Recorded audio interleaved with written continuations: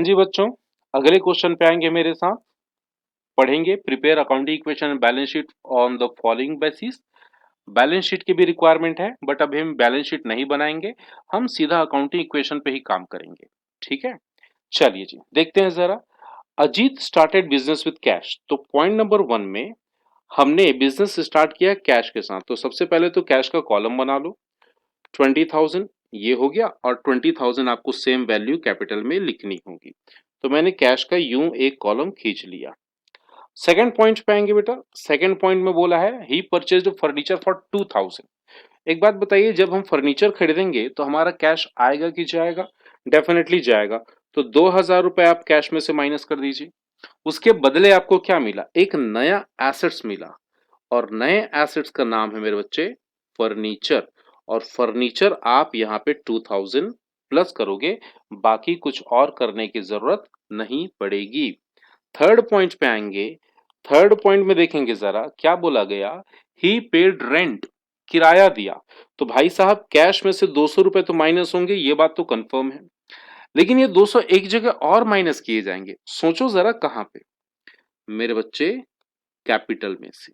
बार बार बोल रहा हूं, इनकम, प्रॉफिट, गेन, लॉस, ये सारी चीजें, चाहे एक्सपेंस हो, इनकम हो, कुछ भी हो, ये सारी चीजें कैपिटल से एडजस्ट की जाएंगी। तो 200 हमने यहां से निकाल दिया।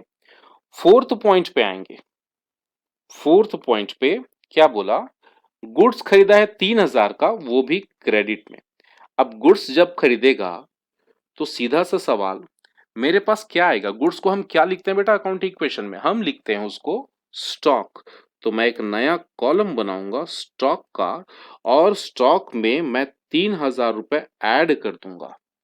और चूंकि हमने इसको क्रेडिट में खरीदा है, इसका मतलब ये हुआ कि हमने एक नई लायबिलिटी बना ली, और लायबिलिटी का नाम होगा मेरे बच्चे क्रेडिटर।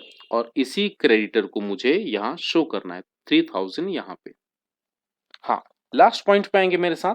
उसने गुड्स बेचा है, 2,000 का बेचा है 5,000 रुपए में, मतलब गुड्स की कॉस्ट थी 2,000 और आपने बेचा है 5,000 में। तो मेरे बच्चे यहां पे जरा आप लोग सोच के बताइए कि आप लोग प्रॉफिट में हो या लॉस में हो? डेफिनेटली 3,000 रुपए के प्रॉफिट में हो। तो इस चीज को कैसे लिखेंगे? आपके पास स्टॉक कितने का था? 3,000 का था। तो आपने इसमें से 2,000 का स्टॉक बेच दिया, और कैसा बेचा है? कैश में बेचा है। तो वो कैश आपका प्लस कर दिया जाएगा किसमें? कैश के कॉलम पे। और और मेरे बच्चे 3,000 रुपए का जो प्रॉफिट अर्न किया ना आपने, तो 3,000 के प्रॉफिट को आप कैपिटल में ऐड करोगे। ये कुछ ऐसा होगा। ठीक, अब वही पुराना काम हमको टोटल करना है मेरे बच्चे। तो फर्स्ट कॉलम कैश कॉलम का टोटल देखेंगे जरा। तो कैश आ जाएगा हमारे पास 22,800। फर्नीचर 2,000 का 2,000 ही रहेगा, कोई चेंज नहीं है। स्टॉक देखेंगे, 3,000 में 2,000 का स्टॉक जा चुका है, इसका मतलब मेरे पास 1,000 का स्टॉक बचा हुआ है। और जरा अगर कैपिटल के कॉलम को आप देखें, तो कैपिटल में आपको समझ में आएगा कि इसका टोटल आता है 22,800। और वैसे ही क्रेडिटर का कॉलम देखें तो यहाँ पे टोटल आएगा 3,000 रुपीज।